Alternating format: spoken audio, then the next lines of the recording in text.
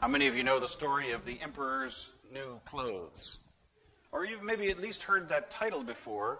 It's the idea that a vain emperor is taken in by an industrious tailor who proceeds to sell the emperor invisible clothes. And the emperor parades through the streets naked, pointed at and laughed at, of course, by the whole town, convinced that he is wearing the finest clothes ever created. Do you have, or did you ever have, an invisible friend?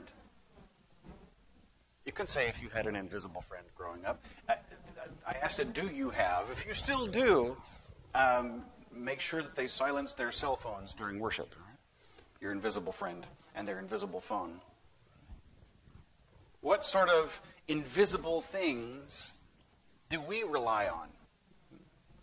I've mentioned before the invisible energy slaves that live in our wall. I mean, most often we don't see the electricity unless you plug something in, and maybe you'll see a little spark. Perhaps when you plug something in, you see a little bit of flash of light. It's a result of the electricity or the air. Don't usually see it unless the sunlight's streaming through a window into a dusty room, and then you see the particles swirling around. The world is full of visible and invisible systems, and yet electricity and air, well, we can make them visible, we can see them, and we can feel them, we can experience them in a tangible way. If you happen to be playing with a utensil near a socket, you can really experience that little zap. So, what about the other invisible things? I mentioned the invisible friend and the emperor's new clothes, the invisible clothing. Those things are in our minds, and they're invisible. Is there a difference? Well, you might say those things, like the emperor's new clothes and our invisible friend, those are not real. I'm not going to challenge your conceptions of reality this morning and say, oh, but maybe they are. No, because they really aren't. They're in our mind. They're thoughts. Are thoughts visible or invisible? I know, this is kind of heady semantics, but stick with me. Because what Jesus is asking of us today is to do something connected to the invisible systems of the world. The invisible kingdom of heaven. The invisible God made visible. This is a matter of faith. The reading from Hebrews points that very succinctly. By faith, we understand that the worlds were prepared by the word of God, worlds, tangible things, so that what is seen was made from things that are not visible. Faith, an invisible thing, an unmeasurable, intangible quantity with amazing, tangible results. Well, at least that's the hope. That the invisible faith becomes the visible service or the visible, tangible acts of God's work through us. You might think of love the same way. We're going to talk more about faith and love today. Love is an invisible idea. Can you measure it? Can you contain it in a bucket? How many pounds of love have you used today? How many ounces of love? Or is it drams? Or is it Purple Hearts? Or is it... What sort of measurement unit do you use for love? Maybe you measure love in hugs. But see, then you've crossed the line from an invisible, intangible, into a tangible. A real thing. An invisible made visible. Something from what was not seen becomes something that is seen. Faith is that way. Faith is that way. And God calls us to faith in invisible things. knowing that out of our invisible faith comes visible, tangible, real, touchable things. So let's see. In each of these texts, we have this idea. Let's start with Genesis. Genesis, we have Abram. But don't worry about Hebrews, he's Abraham. Well, later in Genesis, he's Abraham. But for now, he's Abram.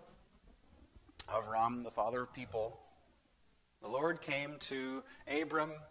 Don't be afraid, I'm your shield. Your reward shall be very great. But Abram said, what shall you give me, for I continue childless? Are children invisible? They're real, tangible things. Your inheritance is a real, tangible thing.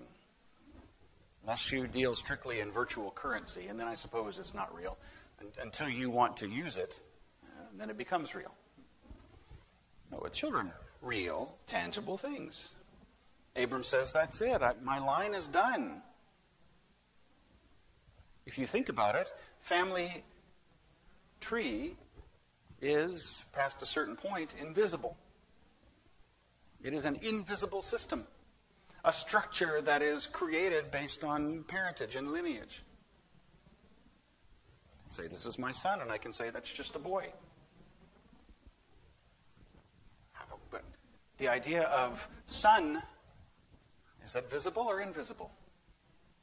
Is it tangible or intangible? The child is a real thing, but the concept of father and son is itself invisible. Chew on that one for a while. Oh, you've given me no offspring, and so a slave in my house is to be my heir. Abram is not pointing to a tangible need. Why, there is an actual person who can receive the inheritance from Abram. What Abram wants is the invisible connection of an actual son. You with me? Yeah. What Abram wants is a visible, tangible, real son, but an invisible system. It's a little bit crazy. Well, think about the modern concept of family. It's not really a modern concept. It's an ancient concept. We like to call it modern to make ourselves feel up on the things. Family, the nuclear family. Mom, dad, how many kids? 2.5 and a dog. Right? How many 0.5 kids do you know, right? Yeah, this nuclear family idea, an invisible idea, made visible by actual people. So what makes the family concept work? Why, it's the way they relate to one another. It's all about relations. It's the biblical theory of relativity. Get it? Your relatives? Are you with me? I'm waking you up this morning. Come on. There's Einstein's theory of relativity. Then there's our understanding of relativity. How we are related to one another. Father to son, mother to daughter, and so on. We are related. That's an invisible idea, but it's made visible in the way we live. Abram asks God for a son. And God said, this man, Eliezer of Damascus, shall not be your heir. No one but your very own issue shall be your heir. Aha! Okay, well, there is that DNA business. I guess we could do a DNA test and say what biologically there is. Have you seen the news lately about DNA profiling that can tell you what country of origin you're from? That's interesting stuff. To say we can trace a lineage through these little codes all the way back to, well, how far can we go? Pretty far back. Still, it's interesting to see how we can connect that way. But just because it's in your DNA doesn't mean that it's real and related. We may share the same DNA, this older man and I. But if this one over here, who does not share my DNA, raised me, I'm going to call him Dad. Do you see the difference? The relation, the invisible system, is what makes it real. We rely on invisible systems all the time in our very own families. The concept of family is invisible until we make it visible by how we live. God is giving Abram a very visible, tangible son. Not just a son, but descendants as many as the stars in the heaven. And so Abram believed. Is belief visible or invisible? Yes. And we have this reading from Luke. Don't be afraid. Where are the invisible things in this reading? Don't be afraid, little flock, for it's your Father's good pleasure to give you the kingdom. Right off the bat, the kingdom. Oh my goodness. I've said it before. We learned it as the Malkuth Shamayim. It is the reigning of God. The kingdom, not as in an actual physical place, but the reigning. As in, who's in charge here? Why wasn't I notified? Anyone tell me what famous general said that? General Haig? Who's in charge here? Never mind. Old reference. Sorry about that. Being in charge. Being the one with authority. This is what it takes to have a kingdom, a king. And yet, if you have a king that no one listens to, is that king really king? Nope, because the king relies on authority. Who was dangerous? Hitler or the Nazis? Why, if Hitler had never been listened to, would we have had a Hitler? No, it took a nation of people willing to do what that crazy man suggested for him to have any power. Who will listen to the Father? Who will submit themselves to the King? Who will be willing to do what God asks? Then you find, if you say yes to that, if I am willing to submit myself to give God the authority, to recognize the sovereignty of the King, then the kingdom is real. Or at least I'm part of it. God's kingdom is coming. God's kingdom is beginning to be here. We see it in, again, the way we relate to one another. So what sort of relations is Jesus going to talk about in this? He's opened it up with the kingdom. The kingdom usually follows with some description. How is he describing the kingdom this time? Sell your possessions and give alms. Is that a tangible thing or an invisible thing? It's a real thing. Real possessions, real money given to someone else. It's real and it's relational. Make purses for yourselves that don't wear out, an unfailing treasure in heaven. Is it visible or invisible? Now we're back into the invisible again. Wait a minute. Jesus opens with a tangible, real thing, and now he's gone to an invisible thing. Where no thief comes near and no moth destroys. Thieves and moths, those are real things. Destruction is real. And now Jesus connects the two in this beautiful verse. For where your treasure is, treasure, real, there your heart will be also. I guess you could say. This is real too. It's pumping blood through my body right now. But is it the seat of my love? Our heart, our love, our desire, our emotion, invisible. Till we make it visible. And in this case, we make it visible by our treasure. You know where the heart is? Look at the treasure. Christy likes to flip it around when she preaches on this one. For where your heart is, there your treasure will be also. You can do that. It works either way. The two are intimately connected. A visible, real, tangible thing with an invisible. Be dressed for action. Have your lamps lit. Again, a real, visible thing. Like those who are waiting for the master to return from the wedding banquet. Again, we have visible, real, tangible examples. They're ready for him. And if they're ready for him, then he's ready for them. It's relational. They're prepared. He comes in and serves them. And the third example. If the owner of the house had known at what hour the thief was coming, he wouldn't have let his house be broken into. Is an appointment a real thing before it happens? Nope, it's just a number on a calendar. When you keep that appointment, it becomes real. It's relational. God is calling us to an invisible faith in an invisible God made visible through our service, through our love, through the tangible deeds of the kingdom. Will you live a visible life? Will you demonstrate your invisible faith through real, tangible things? Or will we keep it to ourselves?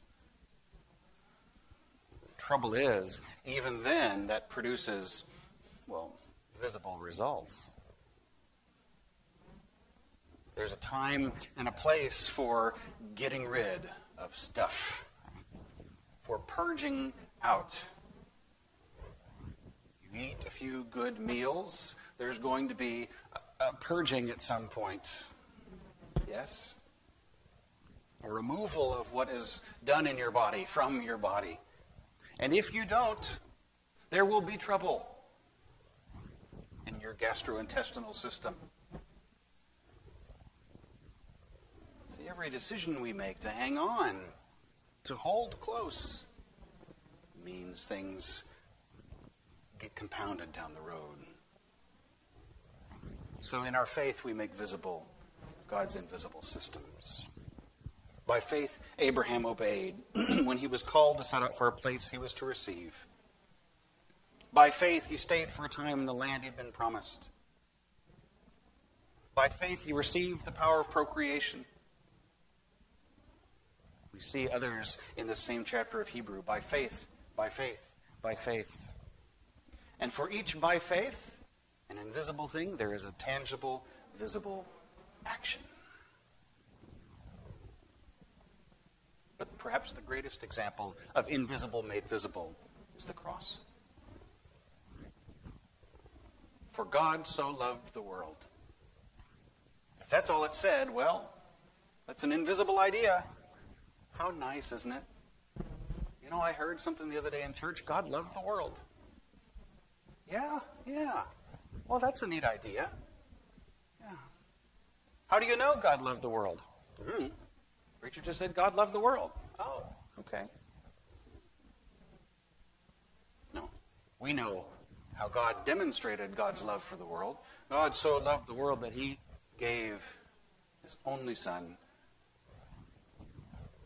We know that gift was made flesh.